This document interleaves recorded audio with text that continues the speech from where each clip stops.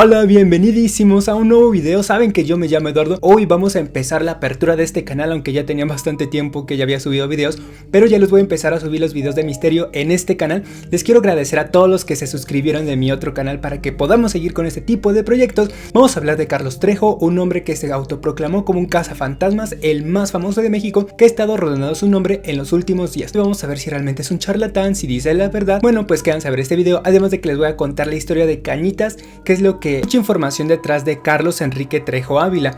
Básicamente lo único que pude encontrar es que él era un ex empleado de las tiendas Blanco con estudios cortos de contabilidad y derecho, además de que solamente descubrí que nació en la Ciudad de México y solía vivir en la calle de Cañitas a mediados de 1982. Ahora vamos a ver la historia real detrás de Cañitas, lo que lo catapultó a la vanagloria, ya que la historia comienza de la siguiente forma. Todo empieza para aquella noche de 14 de mayo de 1982, cuando el padre Tomás, situado en la parroquia en el corazón de la Ciudad de México, en ese antes conocido como Distrito Federal, recibió una angustiosa llamada.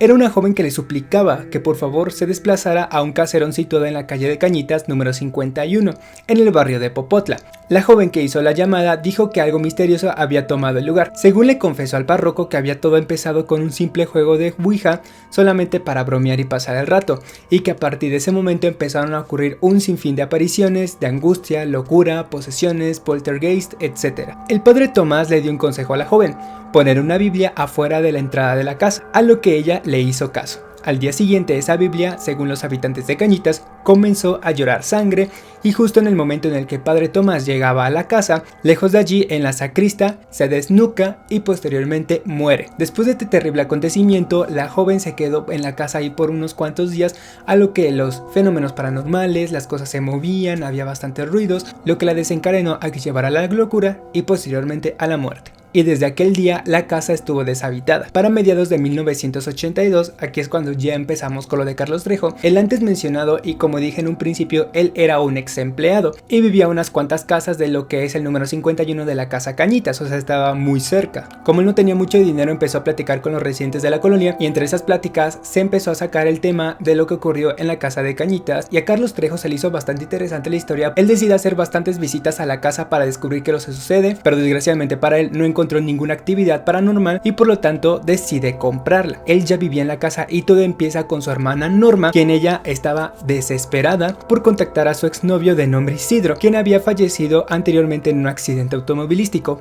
pero después se sabe que no estaba muerto. El hermano de Norma, Carlos Trejo, le comentó que podían comunicarse con él utilizando la tabla Ouija, así que iniciaron el procedimiento junto con sus hermanos menores Jorge y Luis, de 12 y 14 años respectivamente, además de Sofía, que es la esposa de Carlos Trejo, y Emanuel, el novio de ese entonces de Norma. Lo que en un principio pareció ser una broma entre estudiantes pronto se tornó algo sumamente terrorífico. Son los acontecimientos inexplicables, los famosos poltergeist, que son movimientos de objetos sin algún motivo aparente, ruidos, a lo que también la tabla Ouija parecía que tuviera vida propia porque se movía el oráculo por sí solo, a decir mensajes obscenos, y también cosas parecidas como "no soy tu novio, Furcia", y también otra cosa muy graciosa que es "no te hagas pendeja, no soy Isidro". La última frase señalada por el oráculo era la siguiente: "siempre estoy contigo y ahora me encuentro dentro de Emanuel".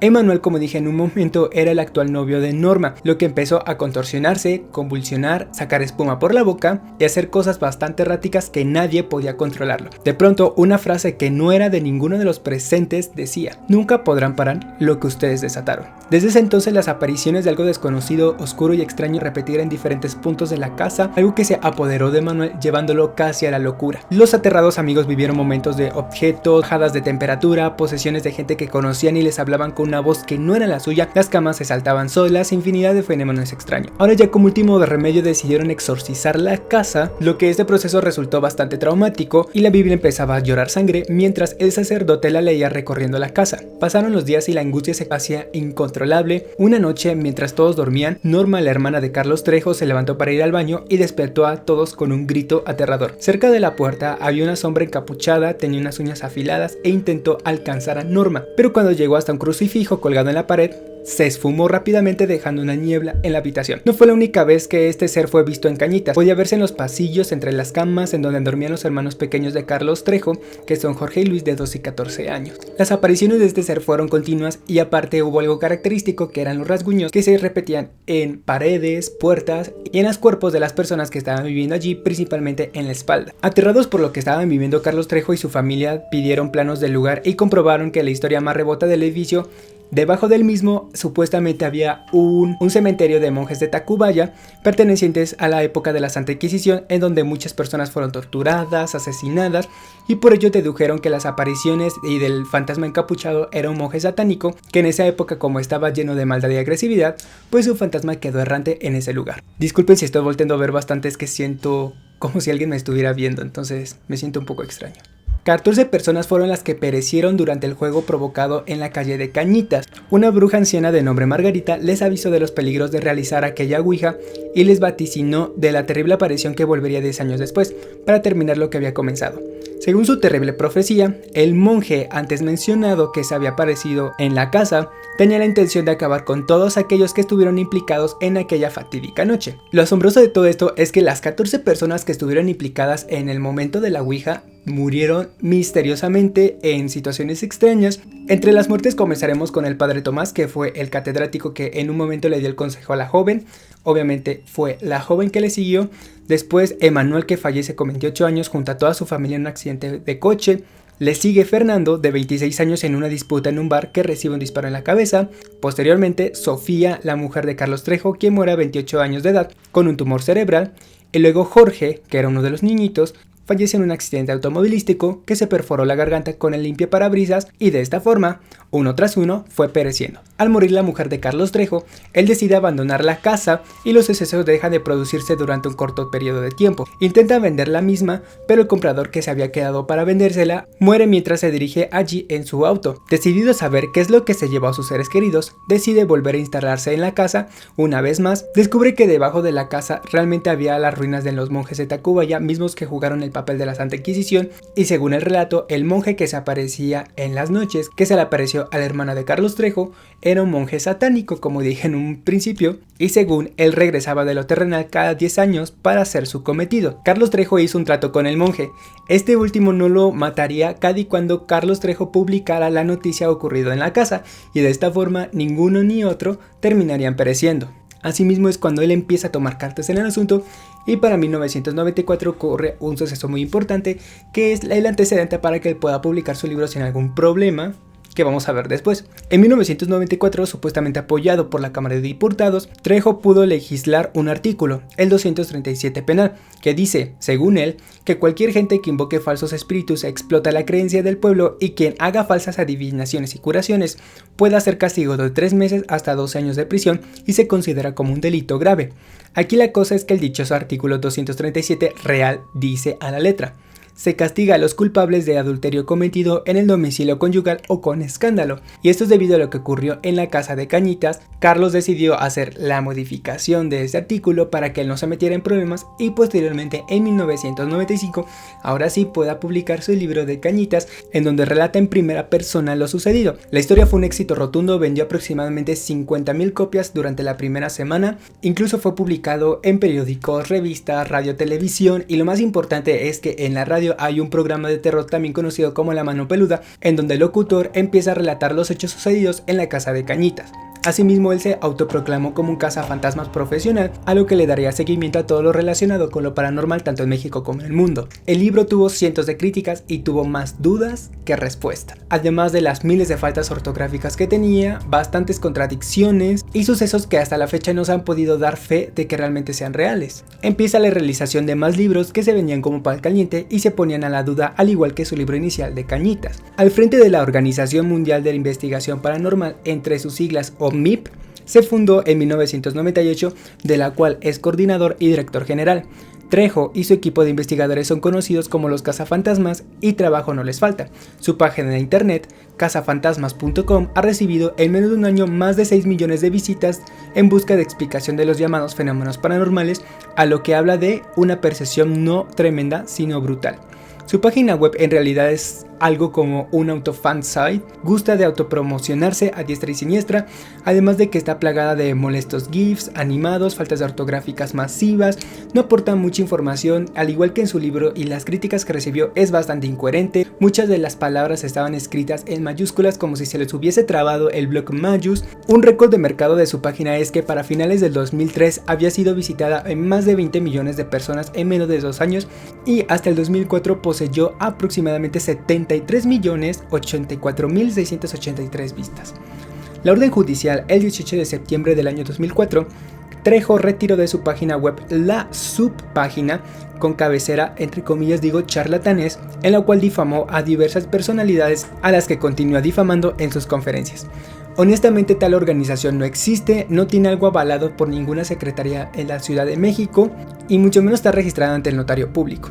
Ahora sus casos fueron conocidos en programas como Otro Rollo, conducido por Adal Ramones, e Incógnito por Facundo. El conductor Facundo Gómez Brueda le recrimina lo falso de esta organización, a la que Trejo dice que está afiliado a la JJ Benítez, pero no a la de Jaime Maussan. Carlos Trejo en su página web promociona un curso de certificación de investigación paranormal con valor oficial, en el que acredita que cualquiera que lo tome automáticamente se convierte en un investigador profesional de lo paranormal. Se hace cada 3 años y únicamente los mejores y los más destacados participantes podrán trabajar con Trejo como cazafantasmas en sus proyectos de cine, radio, televisión y revista. Además es más que obvio que hubiera sido escrito por Carlos Trejo por las tantas faltas ortográficas que tenían.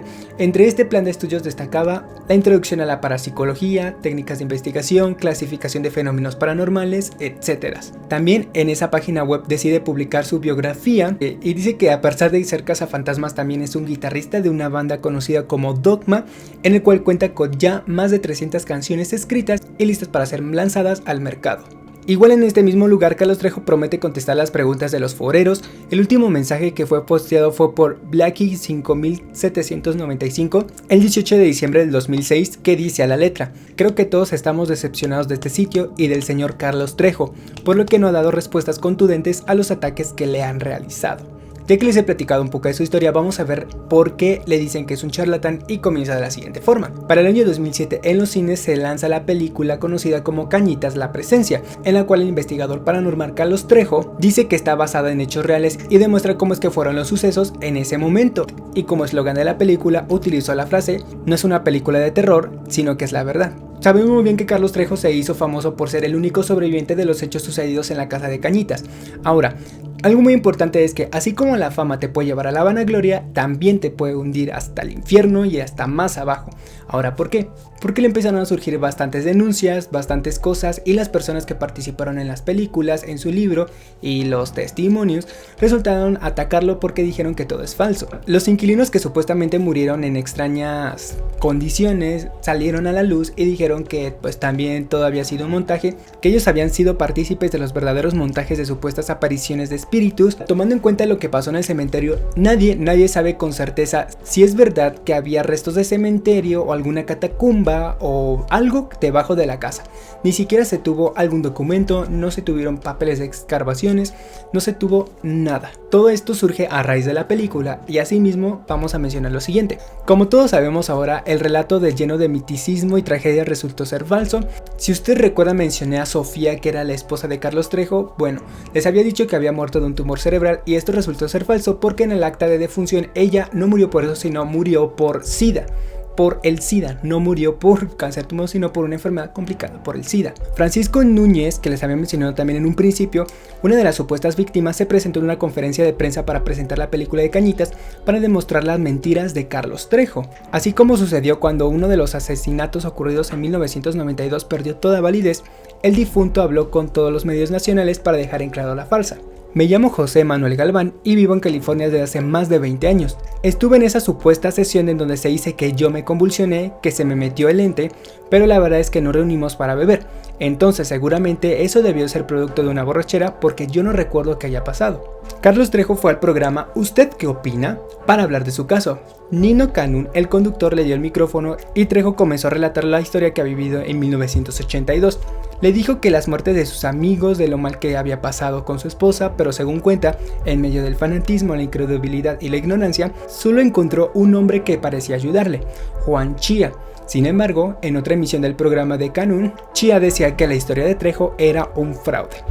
Considerando lo anterior, en el 2007 también fue llevado al reclusorio norte debido a un uso indebido por documentos privados, ya que una mujer que levantó la denuncia la ganó porque él decía que realmente estaba grabando un exorcismo cuando la señora realmente tenía problemas mentales. En 2011 también un matrimonio francés lo acusó por difamación durante la conferencia de su cinta Cañitas producida por el mismo Carlos Trejo.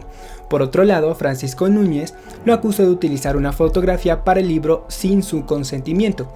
Además, y muchos más graves, por asegurar que Francisco Núñez había querido secuestrar a su hijo y extorsionarlo. Y así fueron pasando miles de cosas. Carlos Trejo siguió apareciendo en otros programas como en Laura, siguió haciendo sus reportajes, incluso el libro de Cañitas lo fue actualizando bastantes veces, creo que hasta la fecha lleva la 10ª actualización, y la forma en la que él se podía subsistir era a través de su banda de rock que tocaba solamente en bares nocturnos.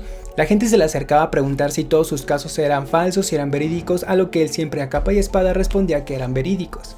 Así como Carlos presentaba sus casos, también decía que había unos que sí eran ciertos.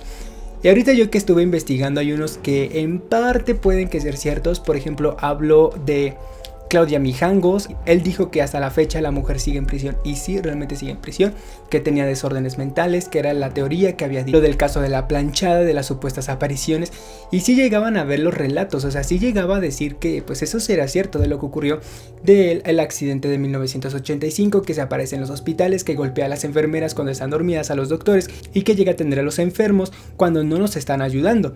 También está hablando del chupacabras, de las supuestas apariciones, pero ahí sí realmente sí es falso, porque lo que supuestamente muestra es mentira.